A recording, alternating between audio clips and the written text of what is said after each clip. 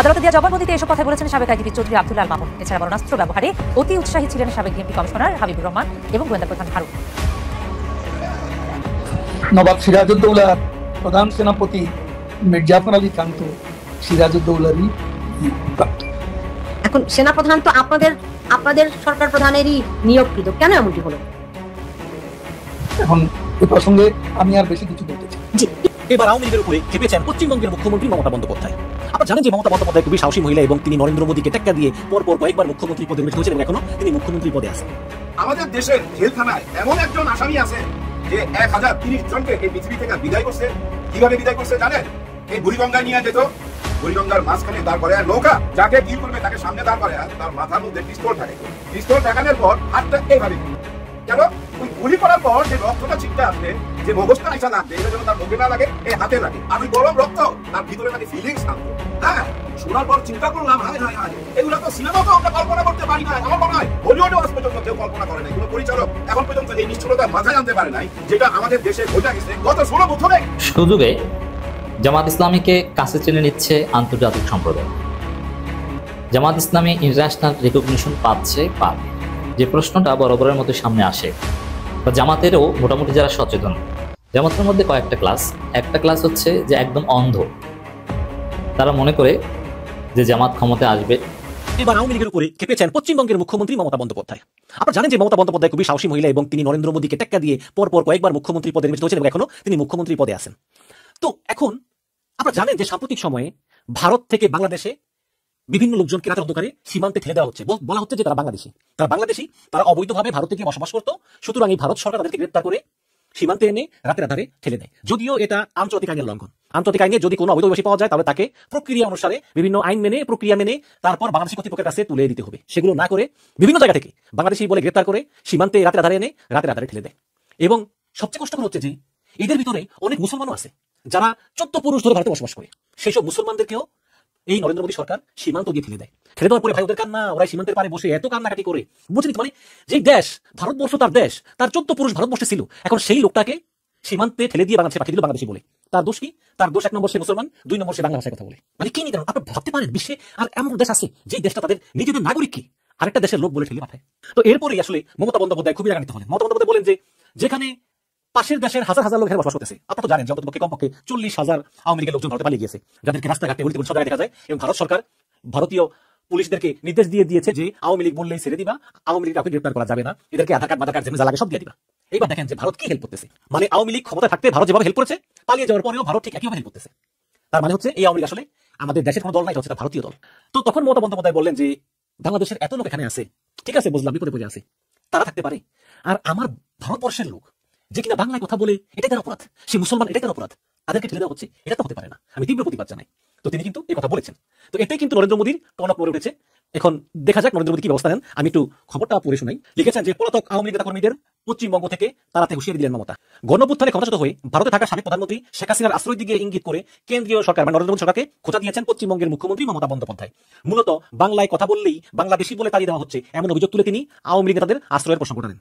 এক প্রতিবেদনে আনন্দবাজার উল্লেখ করেছে যে বাংলাদেশের প্রাক্তন প্রধানমন্ত্রী শেখ হাসিনা সাময়িকভাবে ভারতে আশ্রয় নিয়েছেন এবং শেখ হাসিনার নাম না নিয়ে সেদিকে ইঙ্গিত করেছেন মমতা। মমতা বলেছেন যে আমাদের অতিরিক্ত কয়েকজনকে রেখে দিয়েছে ভারত সরকার। আমি কি না করেছি?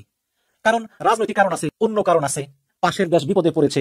কই, আমি তো কখনো বলিনি কেন এদেরকে জায়গা দিয়েছেন, কখনো তো আমি বলিনি। জায়গা দিয়েছেন, আওয়ামী লীগরা বিপদে পড়ছে, জায়গা দিয়েছেন, ভালো কথা। তাহলে আপনারা কেন বলেন যে বাংলায় কথা বললেই বাংলাদেশি হয়ে যায়? মমতা আরো বলেন যে একটা বিজ্ঞপ্তি করে বলেছে যে বাংলা ভাষায় কথা বললেই ওদেরকে সীমান্ত ঠেলে বাংলাদেশে পাঠিয়ে দাও। কেন? ওরা কি জানে না যে বাংলা ভাষায় কথা বলা লোকের সংখ্যা সারা এশিয়ায় 2য় আর সারা পৃথিবীতে 5ম? মমতা স্পষ্ট করে দেন যে ভারতের যে কোনো নাগরিক দেশের যে কোনো জায়গায় যেতে পারেন, কিন্তু বিভিন্ন রাজ্যে গিয়ে বাংলায় কথা বললেই তাকে বাংলাদেশি বলে দাগিয়ে দেওয়া হচ্ছে এবং জোর করে ধরে এনে রাতে আধারে সীমান্ত পাড়ি ঠেলে দেওয়া হচ্ছে বাংলাদেশে। এবং মমতা মোদী সরকারের উপর খুব ছেড়ে বলেন যে আজকে সকলের উপর অত্যাচার হচ্ছে। কেন বলবে 17 লাখ লোকের নাম বাদ দিয়ে দাও? কে তুমি হে হরিদাস পাল? কে তোমরা? যে ভারতীয় নাগরিক সেই ভোট দিবে, যারা বাংলায় বাস করেন বাংলাদেশের নাগরিক তাদের নাম তুমি কেন কাটবে? ওই মানে এটা প্রস্তাব ছিল যে মুসলমানরা ভোট দিতে পারবে না। সে ভারতের নাগরিক, সে কোন ধর্মের কোন জাতির তা তোমার দেখার দরকার নাই, তারা হচ্ছে ভারতের নাগরিক, তারা ভারতের ভোটার। মমতা আরো বলেন যে আমি বাংলার মানুষের জন্য গর্বিত, আমি নিজেও হিন্দি, উর্দু, সংস্কৃতি, গুজরাটি, মারাঠি, পাঞ্জাবি, অসমিয়া, উড়িষ্যার মতো বিভিন্ন ভাষা আমি বুঝতে পারি। তো এটা আসলে খুবই দুঃখজনক যে একটা দেশ মুসলমান বলে এবং বাংলায় কথা বলে এই কারণেই রাতের আধারে তাদের নিজ দেশের নাগরিকদের বাংলাদেশে ঠেলে পাঠানো হচ্ছে। অথচ বাংলাদেশের নাগরিক যারা আওয়ামী লীগ করে তাদেরকে জামাইয়া ধরে রাখা হচ্ছে। শেখ হাসিনা নিরাপত্তার জন্য তার বাসভবনের খরচের জন্য যে টাকা খরচ করতেছে, অথচ নিজ দেশের নাগরিকদেরকে ঠেলে পাঠিয়ে দিচ্ছে। এই হচ্ছে কি ভারতবর্ষ। তো যাই হোক, আমরা আশা করবো যে মমতা বন্দ্যোপাধ্যায় আরো কড়া ব্যবস্থা নেবেন, কারণ এরা বেশিরভাগই কিন্তু কলকাতা পালিয়ে আছে, কিছু আছে আসামে, ত্রিপুরায়, বাট বেশিরভাগ কিন্তু কলকাতায় পালিয়ে আছে। সুতরাং যদি মমতা বন্দ্যোপাধ্যায় তার অধীনে যে পুলিশ আছে তাদেরকে একটা ব্যবস্থা নেন যে যেভাবেই হোক আওয়ামী লীগকে ভারত থাকতে দেওয়া যাবে না, তাহলে কিন্তু এরা হুড়মুড়িয়ে হয়তো অন্য রাজ্যে চলে যাবে, অথবা তারা ওই আবার বাংলাদেশে পালিয়ে আসতে বাধ্য। নবাব সিরাজউদ্দৌলার প্রধান সেনাপতি মির জাফর আলী খান তো সিরাজউদ্দৌলারই প্রাপ্ত। এখন সেনাপ্রধান তো আপনাদের সরকার প্রধানেরই নিয়োগকৃত, কেন এমনটি হলো? এখন এই প্রসঙ্গে আমি আর বেশি কিছু বলতে চাই। জি, কিন্তু আপনি যদি সেটাই বলেন তাহলে কি এই রিয়ালাইজেশনটি আপনারা গোপালগঞ্জের ঘটনার পরে বুঝতে পারলেন? তাদের আপনারা এই সেনাপ্রধান সম্পর্কে যে মূল্যায়নটি এখন আপনি আমাকে দিলেন, সেটা কি আপনারা এই গোপালগঞ্জের ঘটনার পরে বুঝতে পেরেছিলেন, নাকি আপনারা ধরেন আমরা মুখ খুলেছি, আমরা সেনাবাহিনী সম্পর্কে কোনো বক্তব্য রাখি, যদিও আমরা দেখেছি তাদের নীরব উপস্থিতির মুখে তাদের নাকের ডগায় 32 নম্বর বুলডোজার দিয়ে ধ্বংস করা হয়েছে, এবং তাদের উপস্থিতিতে সেদিন যে জঙ্গি হামলা 5ই আগস্টে, সেটাও তাদের নীরব উপস্থিতিতে সংঘটিত হয়েছে, এবং কারো কারো মতে তাদের সায়ও ছিল, সমর্থন সূচক সম্মতিও ছিল, এরকমটাও আমরা জানতে পেরেছি। তো তাহলে আপনারা গত 1 বছরে কি ধরনের প্রস্তুতি নিলেন ফিরে আসার? আপনি বলছিলেন যে যখন আপনারা প্রত্যাবর্তন করবেন, তো সেটি কবে নাগাদ হতে পারে? সেনাবাহিনীকে যদি আপনাদের বিরুদ্ধে থাকে, সেক্ষেত্রে আপনারা কেমন করে অগ্রসর হবেন? গোটা সেনাবাহিনী আমাদের বিরুদ্ধে, এ কথা তো আমরা বলি। সেনাবাহিনীর মধ্যে বিভিন্ন সমীকরণ থাকতে পারে। সেনাবাহিনী অ্যাজ এ হোল আমাদের মুক্তিযুদ্ধের বিরুদ্ধে, আমাদের বিরুদ্ধে তো যারা আছে তাদের সবাই মুক্তিযুদ্ধের বিরুদ্ধে, এমনকি তো বলার উপর বাংলাদেশের মুক্তিযুদ্ধকে যখন ধ্বংস করার জন্য চক্রান্ত চলছে, আমার বিশ্বাস দেশপ্রেমিক সেনাবাহিনী সেখানে তাদের যে দায়িত্ব, ইতিহাস অর্পিত যে দায়িত্ব, সে দায়িত্ব সময় মতো তারা পালন করবে।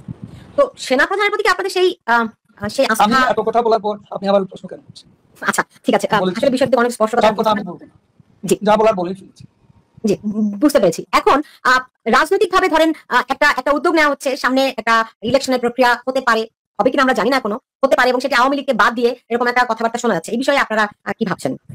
আমরা বাংলাদেশের বেশিরভাগ জনগণের প্রতিনিধিত্ব করি, সেই পার্টির কার্যকলাপ নিষিদ্ধ করি, সেই পার্টিকে নিষিদ্ধ রেখে, নির্বাচনে অংশগ্রহণ থেকে বিরত রেখে বাংলাদেশে কোনো ইনক্লুসিভ, নিরপেক্ষ, বাংলাদেশে কোনো ফ্রি ফেয়ার ইলেকশন হতে পারে না, হওয়া সম্ভব। যদি হয় সেক্ষেত্রে আপনাদের কৌশল কি হবে? যদি নদীতে ফেলব, যদি আমি এটুকু জানি, ক্ষমতার রাজনীতির রহস্য পুরুষ ইউনূস তার ক্ষমতাকেই ভালোবাসে, গণতন্ত্র তার কাছে কোনো বিষয় নয়। অলরেডি তার সমর্থকরা, যারা তার যে অ্যালাইড ফোর্সেস, তারাই বিভিন্ন ইস্যুতে বিভক্ত হয়ে একটা জগাখিচুড়ি পরিবেশ সৃষ্টি করছে, যেটা নির্বাচনের পথে প্রতিবন্ধক হয়ে দাঁড়াতে পারে। এখন মানে ধরেন আমি শুনতে পাচ্ছি, পেয়েছি যে জনাব ওবায়দুল কাদের, আপনার সংযোগ কিন্তু বারবার করে বিচ্ছিন্ন হয়ে যাচ্ছে। জি, আমরা শুনতে পাচ্ছি মানে শেখ হাসিনা আপনাদের দলীয় নেতাদের সঙ্গে বৈঠক শুরু করেছেন ইন পার্সন। সেটি কেমন হচ্ছে? এবং এই যে জনাব ওবায়দুল কাদের, আপনার সংযোগটি এতটাই যে বিচ্ছিন্ন হয়ে যাচ্ছে যে অনেককেই বিতর্কিত, অনেক নেতাকে নিষ্ক্রিয় করা হয়েছে, এটি কতটা সত্য? একথা মোটেও সত্য নয়। এখন এসব বাদ বিচার করার সময়, এখন সবাই কাজ করছে, যারা কাজ করতে চায়। পরবর্তীতে দেখা যাবে কারা সক্রিয় থাকে, কারা নিষ্ক্রিয় থাকে। যারা এখন সক্রিয় থাকবে, সংগ্রামে, আন্দোলনে থাকবে, সবকিছুই তো আমরা পর্যবেক্ষণ করছি। আর আমাকে যে প্রশ্নটা করেছেন, আমি সেটা বলতে চাই যে আমাদের পার্টিতে একটা নিয়ম আছে, 3 বছর পর পর আমাদের পার্টির সম্মেলন হয়, সম্মেলনের মধ্য দিয়ে নতুন নেতৃত্ব আসে। আর এই প্রক্রিয়ায় কাউন্সিলরদের সম্মতি নিয়ে আমাদের নেত্রী, আমাদের সভাপতি শেখ হাসিনাই এই ব্যাপারে চূড়ান্ত সিদ্ধান্ত নেন। তবে আমাদের 3 বছর সর্বশেষ, আমার 2 টার্মের পর এটা 3rd টার্ম চলছে, এটা শেষ হবে আগামী ডিসেম্বর। এখন ডিসেম্বরে আমরা কোথায় থাকবো সেটা আমি জানি না। আমি যখন ছবি বানাইতাম, তো ভিলেনের চরিত্র নিয়ে খুব বেশি ভাবতাম। ভিলেন যত স্ট্রং হবে, হিরো তত স্ট্রং হবে, তাই না? ভিলেন যদি দুর্বল হয়, হিরো যত রকম বাহাদুরি করুক না কেন, ওটা মানুষের নজরে আসবে না। তো পাসওয়ার্ড ছবিতে ভিলেনের চরিত্র খুঁজতে খুঁজতে, মানে ভিলেনকে কতটা নিষ্ঠুর দেখানো যায়, নৃশংস দেখানো যায়, মানে ওর মধ্যে মায়া দয়া বলতে কিচ্ছু থাকবে না, এরকম একটা চরিত্র খুঁজতেছিলাম। বিভিন্ন রকম ছবি দেখতেছিলাম আমি আর আমার রাইটার, একটা টাইমে একটা ইংলিশ ছবি নজরে পড়লো, হলিউডের ওই ছবিটাতে নায়ক আর কি যে হিরো, সে কোনো খুন করার আগে অনেকক্ষণ ডান্স করে, তারপরে খুন করে। আমার রাইটার বললো এটাই না মিশা সদাগরের দিই, ও ভালো ডান্সও পারে, এটা ওকে মানাবে। আমিও রাজি হয়ে গেলাম যে ভালোই লাগবে, আসলে ভালোই লাগছে, ছবি সুপারহিট হয়েছে। কিন্তু আজকে তাজুল ইসলাম সাহেবের কাছে, আন্তর্জাতিক বিচার ট্রাইব্যুনালের তাজুল ইসলাম সাহেবের কাছে একটা ঘটনা শুনলাম। সত্যি এই ঘটনা দম বন্ধ করা ঘটনা ভাই। আমাদের দেশের জেলখানায় এমন একজন আসামি আছে যে 1030 জনকে এই পৃথিবী থেকে বিদায় করছে। কিভাবে বিদায় করছে জানেন? এই বুড়িগঙ্গায় নিয়ে যেত, বুড়িগঙ্গার মাঝখানে দাঁড় করে নৌকা, যাকে কিল করবে তাকে সামনে দাঁড় করে তার মাথার মধ্যে পিস্তল ঠেকাইতো। পিস্তল ঠেকানোর পর হাতটা এইভাবে দিত। কেন? ওই গুলি করার পর যে রক্তটা ছিটকে আসবে, যে মগজটা আইসা লাগবে, এটা যেন তার মুখে না লাগে, এই হাতে লাগে। আর ওই গরম রক্ত তার ভিতরে নাকি ফিলিংস আনতো। হ্যাঁ, শোনার পর চিন্তা করলাম, হায় হায় হায়, এগুলো তো সিনেমাতেও আমরা কল্পনা করতে পারি না। আমার মনে হয় হলিউডে আজ পর্যন্ত কেউ কল্পনা করে নাই, কোনো পরিচালক এখন পর্যন্ত এই নিষ্ঠুরতা মাথায় আনতে পারে নাই, যেটা আমাদের দেশে ঘটে গেছে গত 16 বছরে। আর ওই আসামি কিন্তু এখন জেলখানায় আছে, তাকে নিয়ে কোনো লেখালেখি দেখেন? তার নাম কি? তাজুল ইসলাম সাহেব তার নাম নাই। তার নাম কি? কোনো পত্র পত্রিকায় দেখছেন? কোনো মিডিয়াতে দেখছেন এই ঘটনা নিয়ে কোনো প্রতিবেদন? না, আমরা দেখি নাই। তাজুল ইসলাম সাহেব তার নাম নাই। কারণ তার বিচার চলতেছে, প্রবলেম আছে, এই জন্য নাম নাই। কিন্তু বাধা তো নাই সাংবাদিকদের, তারা কেন এটা বাইর করে না? তারা কেন প্রকাশ করে না? হ্যাঁ, প্রকাশ করতে হবে। যেমন বাংলা ভিশন প্রকাশ করছে, বাংলা ভিশন একটা মারাত্মক বোমা ফাটাইছে ভাই, বিশ্বাস করেন।